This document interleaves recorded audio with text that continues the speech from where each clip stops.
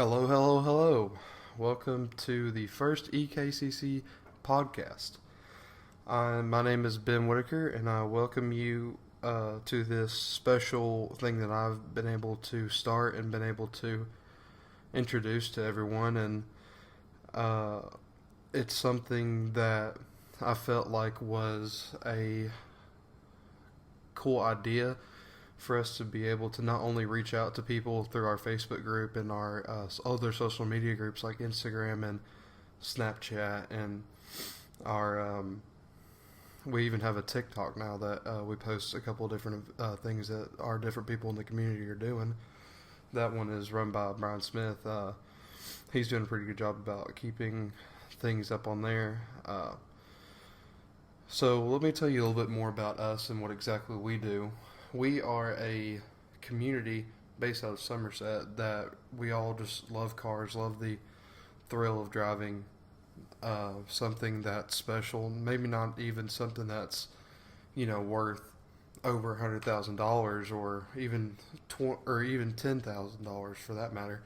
It's about driving something that you will enjoy, and something that you get to see grow up yourself and see how you can compete with other people in our group. And it's quite the thrill that we're having going here, and I've enjoyed every single bit of the opportunity that I've got to be able to be in it.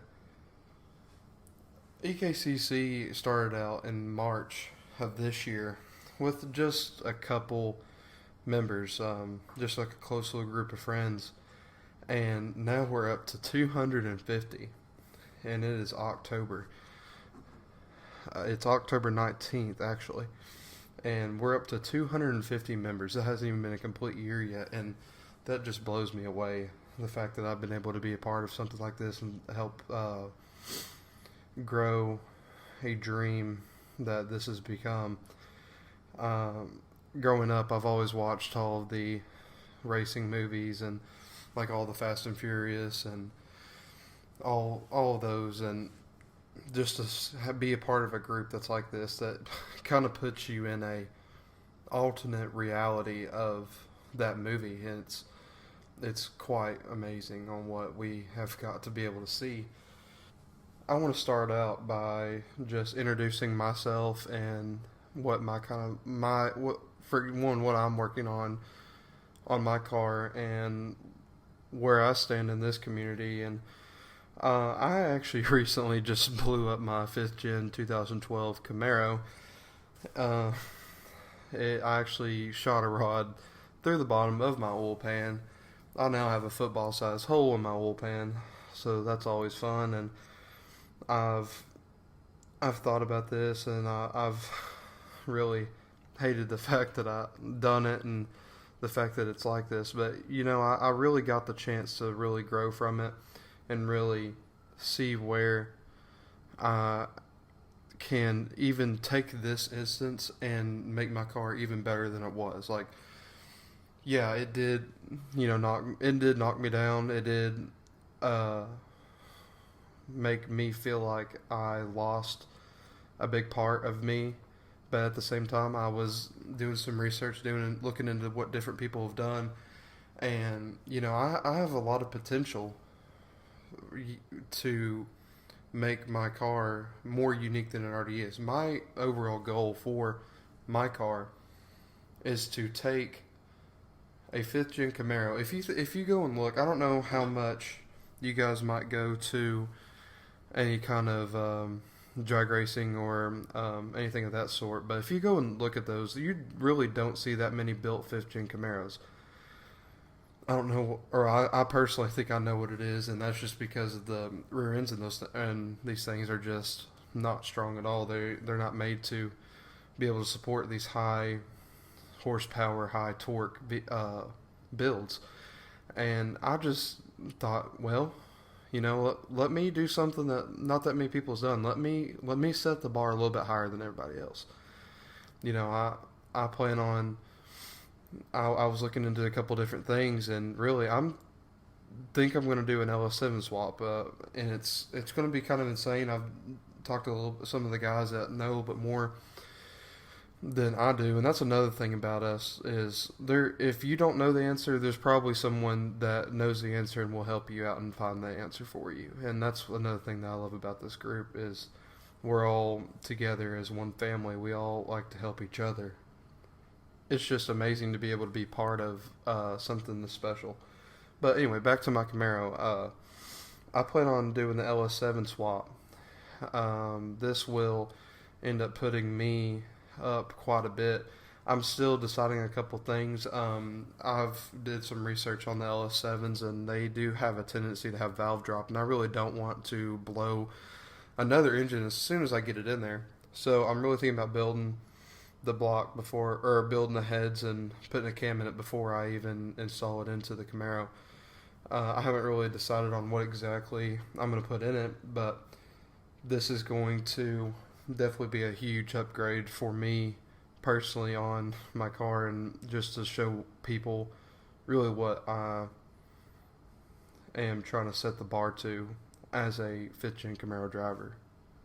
You know, I sit here and I think about all of my dreams in my childhood about driving something and having the thrill of being on the road at high speeds, and this is a dream come true for me to be able to do these things and be able to be a part of such a great community of people. Sometimes we do get into it with each other, and I mean, that's alright. I mean, I've always been kind of a competitive person. I was from Somerset, and I actually moved around a lot, lived in Alabama, Tennessee, and I actually ended up graduating over in Campbellsville, Kentucky at Taylor County High School.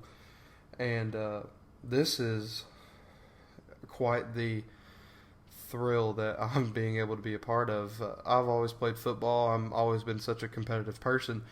And yes, I just graduated, and I'm not pursuing college or NFL or pro sports. But this gives me kind of my way to be able to still have that competitive mindset and have that competitiveness about me without having to kill my body and play in physical sports and things like that. And I'm looking at what I'm about to do, and you know, it's gonna be quite a throwdown that I'm gonna be starting, and I really look forward to having this opportunity and the help to be able to see what my dream of my car end up looking like. And I really look forward to the opportunity of this.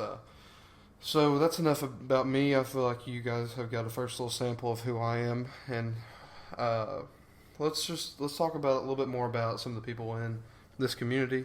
My plans for this podcast is to end up having a few different people come on the show and talk to you guys personally about what they're doing with their builds, and talk to them a little bit more about what EKCC is to them. But I'm just going to give my overall feel about who the people are in our group. I feel like our group as a whole is a great family, and we will have each other's backs through thick and thin. You know, whenever my engine blew, I actually had Ryan and Jakob was driving. Beside me, I had my buddy John Campbell. He was riding passenger seat, and we just kind of all looked at each other like, what just happened? It sounded like we were going over a gravel road at 90 miles an hour. Like, it did not sound good at all. And it just, as soon as we pulled off, we just pulled into the median. I got out. All of a sudden, smoke came rolling. We knew it was toast. And I think all of the police that were there that night that helped us block off traffic so we could push it out of the road safely. You guys did a great job. I appreciate you guys stopping. And I mean, we got it down. We got it off the road, and we just pulled it off. And all of a sudden, or as soon as I got it pulled off, everybody came, and everybody was trying to help me figure out exactly what was going on and help me try to fix the situation, figure out what we could do about it. And I just really appreciate my family in through this, and being able to have someone to go to talk about these things and help out with my problems I'm having. And that's how it is with everybody. I mean, we could have someone completely random could come up to one of us and say, hey, could you help me figure out what's going on with my car? I can't figure it out. I'm in a rush. Blah blah blah blah. And one of us is going to go over there and see if we can figure it out. Like that's just who this group is, and that's a main reason why I really love being a part of this, and I cannot wait to see where this group is going to end up being in the future. The person that I knew before I really got into the group, Jakob, he drives a Honda Civic that he's put a lot of work and a lot of heart into, and he's got it built up really nice. He'll be on here for the next one to explain a little bit more about that.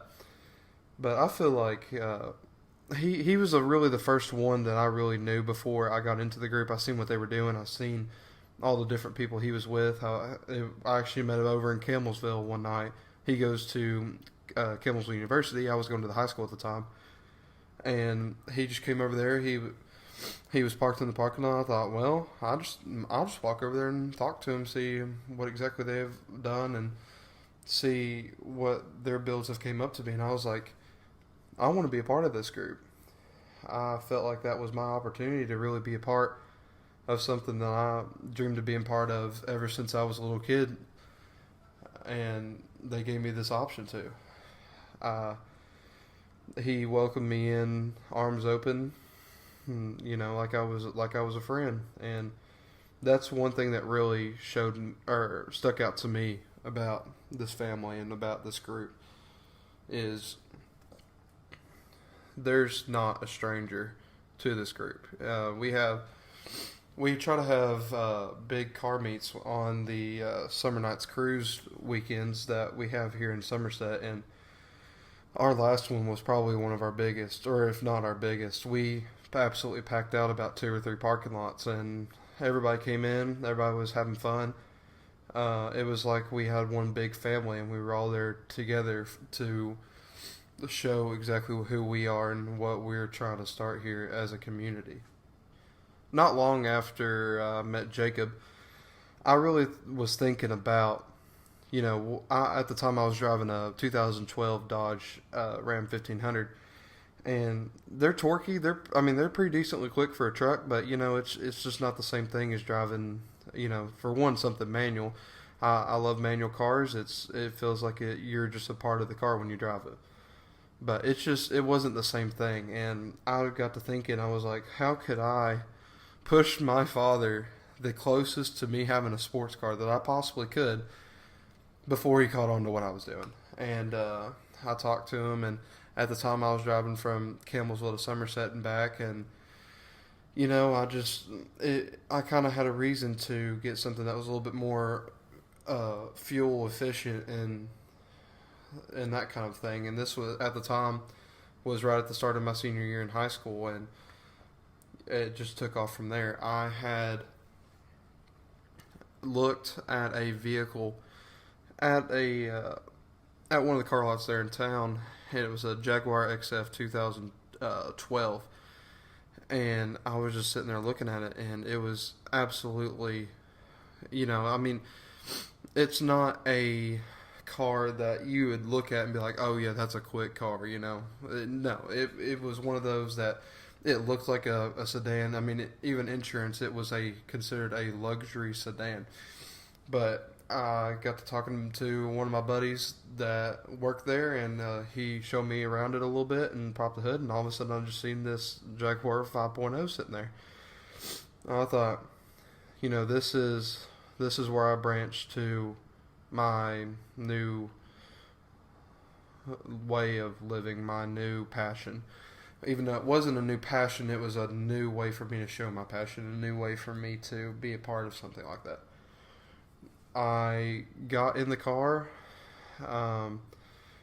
We started taking it down the road, and he said, I don't know why you're driving it like this. I know how you know how to drive a car, so drive it. And there I reached down, it had a like one of the new Dodge Rams that has, instead of an actual gear shift, it has a little knob, and I flipped it over to sports mode, got on a little bit, and I'm telling you that was the moment that I realized I need a fast car. This is who I am. This is my opportunity to show who I actually am not who other people want me to be or who or the rest of the crowd is. And I really enjoyed the car, and I ended up talking my dad into it. Was it the best car for me to pick? No. Did it get me from point A to point B at a quicker pace than a Dodge Ram 1500 with a little bit better fuel economy? Absolutely. The Jaguar XF, all around, it was a pretty solid car for someone that's not going to absolutely be on it 24/7. But they have a lot of things that aren't exactly made the best. For example, I had a coolant leak that was actually pretty bad. I was putting a thing of coolant in it every 2 or 3 days, and it just got really old, so finally we just got around to fixing it. And I was talking to the mechanic that was working on it for us, and he was telling us, he was like, this is not well engineered at all. And it turned out to be right on the front of the block, there was this hard plastic, almost like it was a mixture between a line and like a reservoir, and it ran down the front of the block, and it was like this hard plastic, whenever the engine gets hot and then it cools down again, then it gets hot. That's just really not good for that, and that's why it cracked. And there's just different things like that just really made driving that car a difficulty.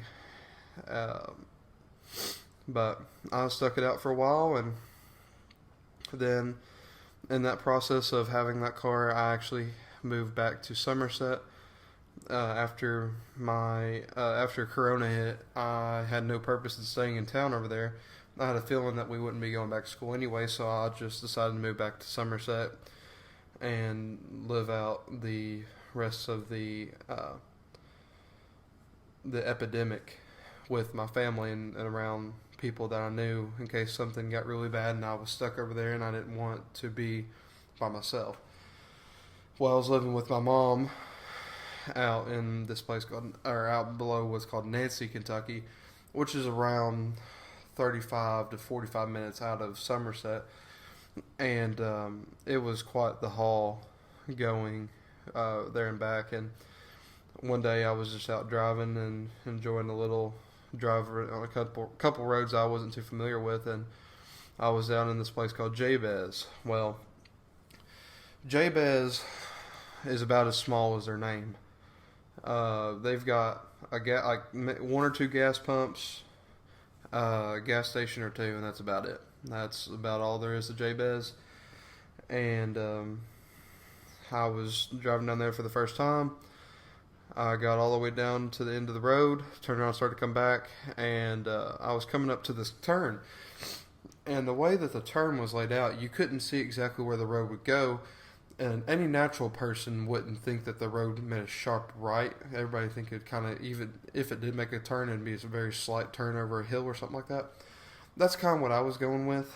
I wasn't really on it too much. I was going about 45 because I really didn't know, and so I was going a little bit easy. Well, I get about maybe 30 yards from the turn. All of a sudden, I see a very sharp right turn. Immediately hit the brakes, locked it up. It just slid off the road. I managed to miss a big pothole and almost completely miss this big pole. If I would have hit it head on, I probably wouldn't be sitting here today. It hit the back end of my car. I slid through this fence. The owner of the fence came out like it was an everyday thing. Told me people hit it all the time. It's a very normal thing to happen. It really sucked. It really crushed me because this was my chance I just lost my closest thing to having my sports car. I took it to the auto repair place. They looked it over, gave me a quick quote. That's another thing about Jaguar is everything on those cars is so expensive. It ended up being like over $12,000 for cosmetic repair. Nothing actual was wrong with the performance of the car at all. It was all cosmetic. It was still $12,000. considering that was more than what the car was worth, didn't feel like doing that, and so we just totaled it out. We ended up looking around a little bit, and then I went back to the person that I bought my truck from, and I'm not going to list any names because, like I said, I have had problems with the car, and I don't want to discredit that company at all or anything like that. But I went back, and all of a sudden I see this red Camaro sitting there, and I was originally going to look for a truck because I thought, well, that's not going to happen anymore. It looks like I'm getting a truck again. And all of a sudden I look over and there's that Camaro. And I asked the guy that was showing me around, I was like, how much you want for that? And he said, 16.7. And I was sitting there thinking, I was like, can I go for a test drive? And, well, their insurance wouldn't allow me to go for a test drive because at the time I was still pretty young, and that just wouldn't work with their insurance. So I had to wait. I had talked to my dad about it, and he came back up the next day. We looked at it. My dad drove it, and my dad said, if you can get that, and if you can pull them down to the 14s, I will let you have that car. Now, I thought, well, this is going to be quite the struggle, because it turns out the guy actually gave me a false number to begin with. The car was actually 17.9, and so I went in there. I talked to the main guy, talked to him a little bit, and the best number I could get out of him was 14.9. And at that point, my dad was not very happy with the price. He wasn't ready to do it. But I did get him down to that point, and we ended up getting the car. This was a big life changer for me. It's a 2012 Chevy Camaro. It did have the LS3, the 6.2 liter engine in it with a TR6060 trans 6-speed manual with a Hurst short throw. Until recently it blew up, but this was a great thing for me, a great opportunity. I've absolutely enjoyed every minute of it. Yeah, it has gave me a couple problems, but that is what sports cars do. Sport cars are not meant to be dependable. They're meant to be fun and meant to be able to enjoy your ride. Now, that does come with cost, and obviously I found the big cost in driving this Camaro. Now, whenever I got the car, it was I was seeing Jakob every once in a while. Like, I was working at Lowe's at the time, and I would see Jakob sometimes, like on my lunch break and things like that, or like around town. It wasn't until I really got my car that I really started talking to him about being in the group. Because yes, I did drive a Jag. Yes, it did have a 5.0 in it. It wasn't slow by any means, but it just wasn't. It wasn't something that was like a sports car, something that really stood out or pulled some really good times on the drag strip. So at this time that I got the Camaro, I thought, well, I can do something with this. I can make something out of nothing. And that was around when I got into EKCC. This was about end of May, early June when I got into it. At the time, there was about 40, 50 members in it. And now we're at 250. And I have met some amazing people with some amazing builds, and it's been absolutely a blast. And I absolutely thank Jakob and everybody else for taking me in and letting me be able to be a part of something like this. And I appreciate what they've all done for me personally in getting me through some of the times that we've got through. I think that's going to conclude our podcast for the night. Thank you guys for coming out and listening to what I had to say. We will be having Jakob Keith on the next one. We should be doing something with it tomorrow. Don't know when the release date's going to be or when our release times are going to be. If you guys are in EKCC, keep up the good work, guys. keep us going. Let's see where we can actually get this group to be. Everybody else, please share this. Help us get our name out. And I'll see you guys in the next one.